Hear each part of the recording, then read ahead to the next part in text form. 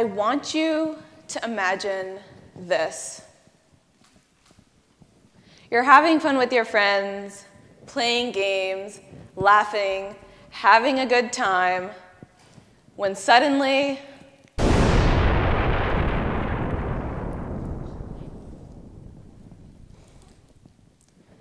before you know it, you find yourself trapped beneath rubble.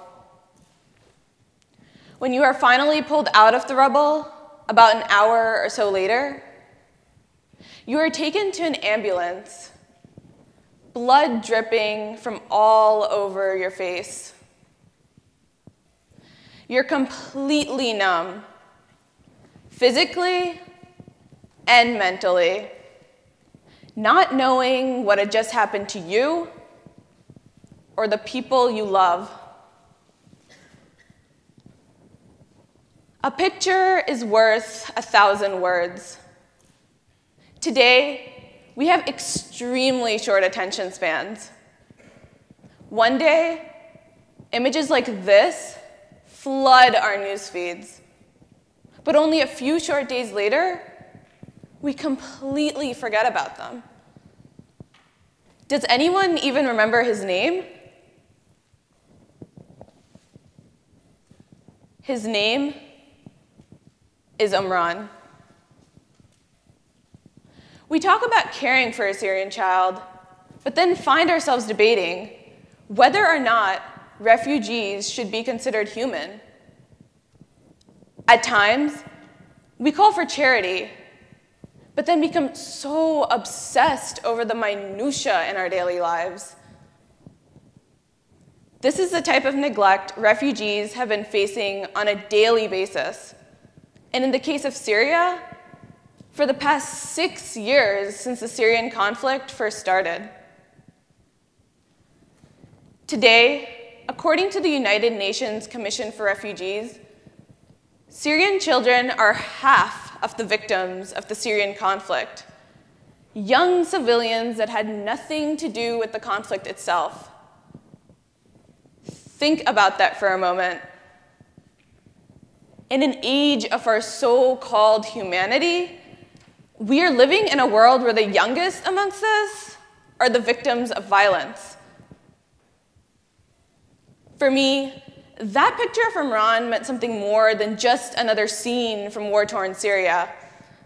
Only 2 weeks prior, I had just come back home from a relief trip to Jordan, where I got to spend time with Syrian children at the Jordanian-Syrian border, a mile away from where their parents used to call home. Because unfortunately, many children like Imran were born into the crisis, where they have seen more death and destruction in their lives than life itself. To them, moving from one tattered tent to the next and crossing oceans in rescue boats is the norm. Here are 2 refugee sisters that I got to spend some time with when I was in Jordan, named Sham and Tasneem, ages 4 and 7. They were eager to see the group and me and really enjoyed taking selfies. When we noticed that Tasneem in the polka dot dress was on the quieter side, it turns out that back in Syria a year earlier, she witnessed her grandmother being killed by a shrapnel bomb.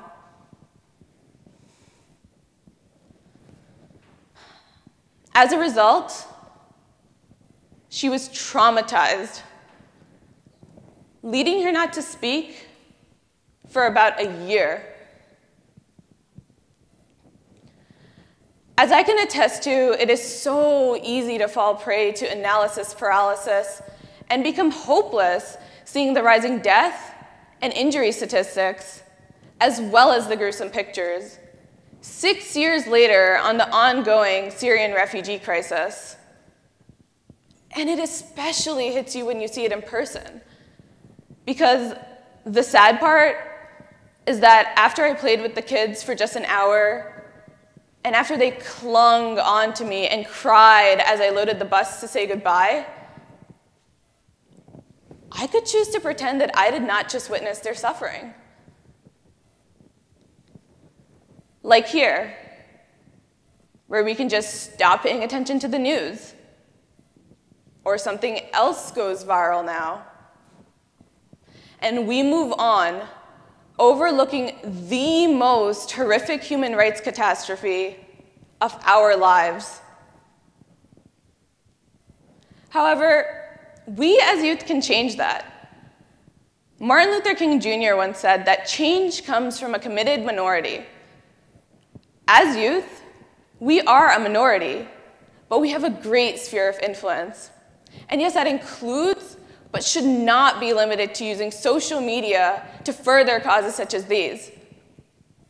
For example, I share the news regarding the injustices these refugees face, as well as the progress that is being made on my social media pages in hopes of encouraging people to take notice and to act.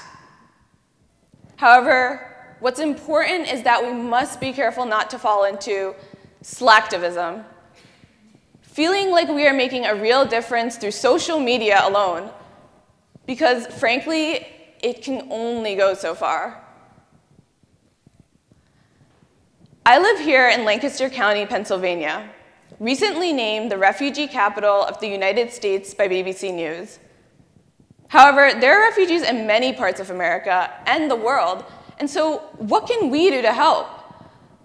While us young people may not have much money to donate, and perhaps cannot change the situation that has created this vicious cycle, we can at least stand with these refugees to tell them that if the world has forgotten you, we as youth have not.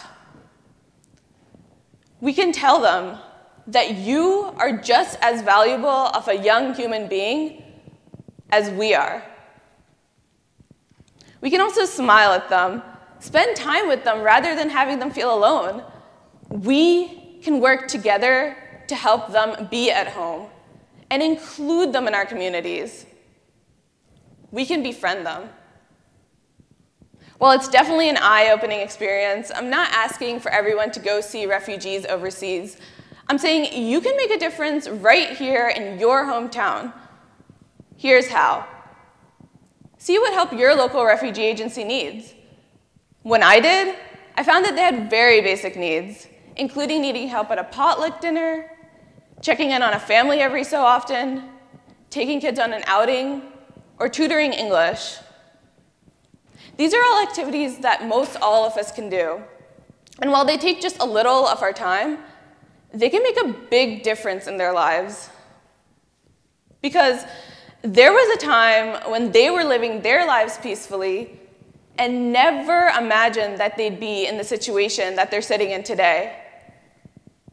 So, get to know the refugees in your community.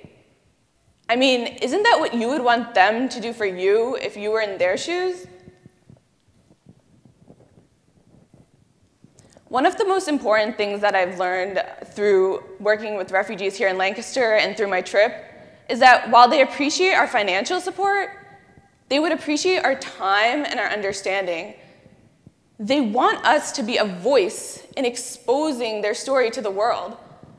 These refugees feel like no one's been listening to them for the past 6 years.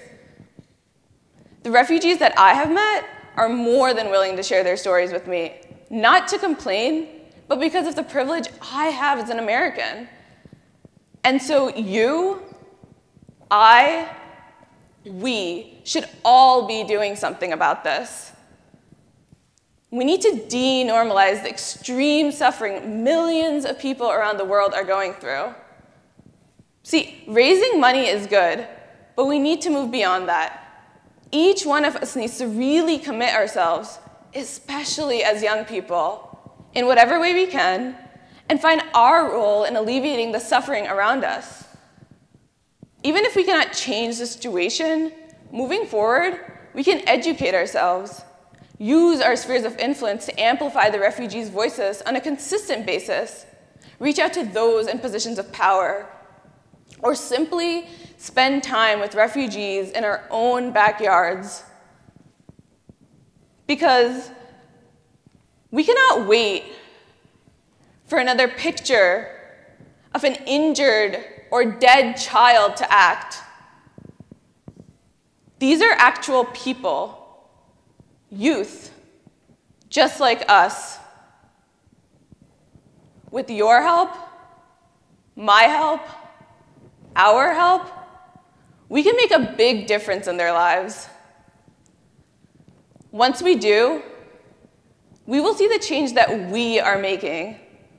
And that's something we'll want to remember. Because, as the saying goes, a picture is worth 1,000 words. Thank you.